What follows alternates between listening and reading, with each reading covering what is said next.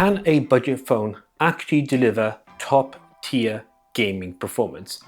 This is the Neo 3 GT by Nubia, and today we're going to find out that exact question.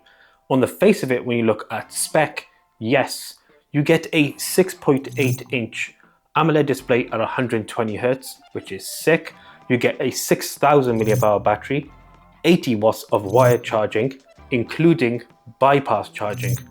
All the things you'll ever want. And then when you look at the design profile on the front, you don't get the thinnest borders, but that's primarily to reduce touch, accidental touching, when it comes to gaming. And then on the sides here, you actually get shoulder triggers on the top and the bottom here, which are compatible with certain games, which we'll get to later in this review. And then on the rear is the main this screams I'm a gaming phone design, and that is dual lenses on the back for your cameras, including blue ring housing, and then you get a carbon effect and then customizable LEDs here on the ring, where allows you to change the different colors, and it allows you to basically see things like when it's charging, for example, it works as a charging indicator, which is awesome. But then let's talk about the unboxing experience of the Nubia Neo 3 GT. The unboxing experience of the Nubia Neo 3 GT is actually pretty good, all things considered.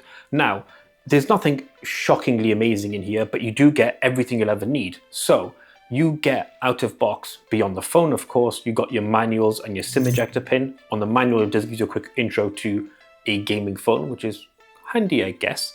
You get a cable which is red for whatever reason, a plug which will support that 80 watt charging, and a plastic sort of hazed effect case which will go on the rear, which will also support it. So it's not soft plastic, it's a hard plastic that will support its protection long term as well. So it has everything you'll need. If you're importing this in, like we did from AliExpress, and if you wanted to buy one, check the link in description, not a sponsored video, just to make you aware, then you might need to get an adapter, because this particular phone did actually come with a supporting adapter, because the plug that's in the box isn't supported here in the UK.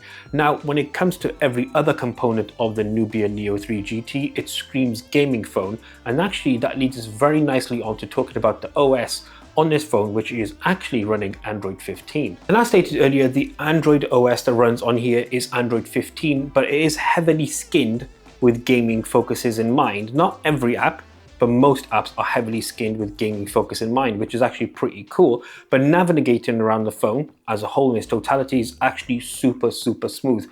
No issues at all here with any slowdown, any jitter, and this is running a Unisoc T9100 processor, which probably never heard of, but I'm shocked at how well it performs when it comes to just doing the basics on your phone. So navigating your menus, or even if you're scrolling online, reading a news article, for example, and then you suddenly want to check to see how your Wi-Fi is performing, conveniently we did in this video, lol, then you can do, and it runs very well. It also does a really good job of managing Wi-Fi and data performance as well. No issues there at all in any way. Now, in terms of OS updates, completely unaware of how much support it will be long term, but if I was to hazard a guess, I'd say no more than maybe 2 to 3 years. 3 years at a stretch, more than likely 1 or 2 years, but to each their own, depending how much you value things like OS support, so you're just happy to have your phone just run as it is. In terms of every other component, things like opening and closing applications, transition between menus,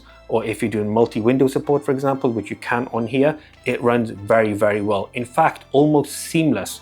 There has been no issue at all in the entire time that we've used this, that there's been any issue at all, which is pretty sick.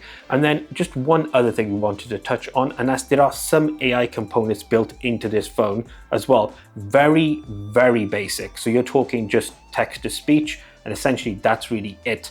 But that's not really the purpose of the phone. The purpose of the phone, of course, is gaming performance. Now, you'll be quite surprised that Unisoc CPU in this phone, I thought would be massively underpowered, and to an extent it probably is compared to its rivals, but was a phone that cost less than £250 here in the UK once imported and converted in terms of money. That CPU actually fits this price tag in this phone really well, and surprisingly performs very well. So gaming wise, you have some customization options, and this is the internal game space. This is in power boosting game mode, I guess.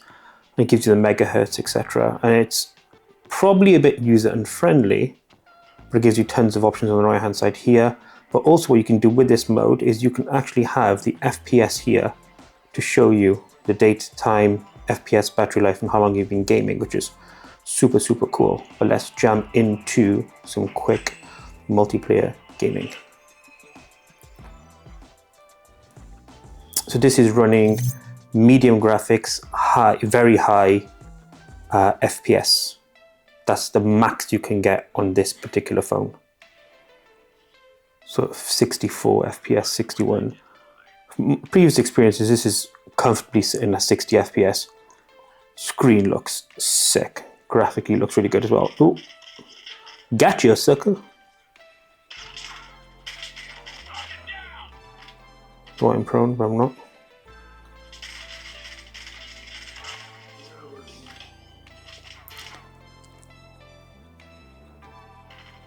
No, oops. Opponent. Get very twitchy when I'm gaming.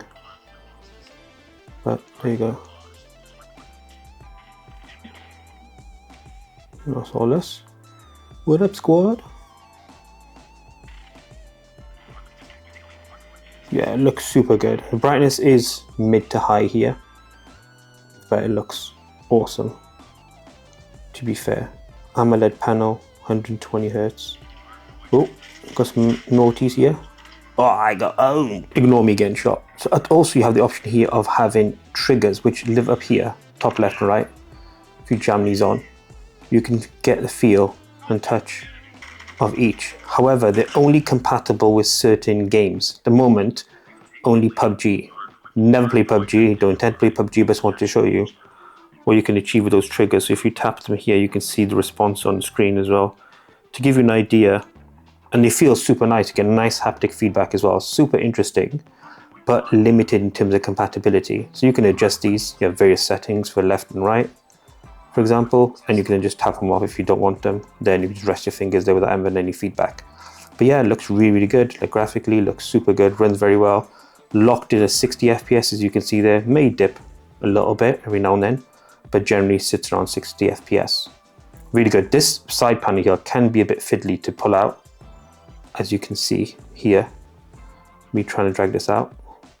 Yeah, takes a bit of getting used to, but it's super good. You can turn the volume up here as well, down, up, give you an idea of sound.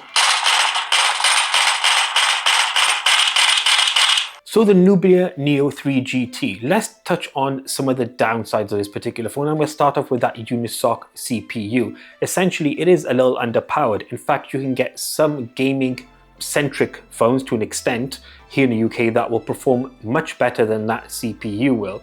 But the downsides don't stop there. The other issue is availability. This isn't available anywhere outside of China. So you can import this in, of course, but in terms of service and warranty, it's a question mark, fully unaware. But if you did decide to take the plunge and you wanted to spend around about £250-ish on getting this phone in your hands, and you're a serious gamer or even a casual gamer, you will be very, very happy. It performs very, very well. Yes, it doesn't achieve the top-end graphics and the top-end FPS combined, but what you will find is if you keep it the medium graphics and high FPS, you'll get an excellent performing gaming machine. As you saw, it's locked in at 60 FPS on COD Mobile and performed very, very well. The bypass charging, the operation as a whole, no issue again in any way, shape or form. It ran very, very well. No heating issues, no thermal issues either as well, which is seriously surprising and actually seriously impressive.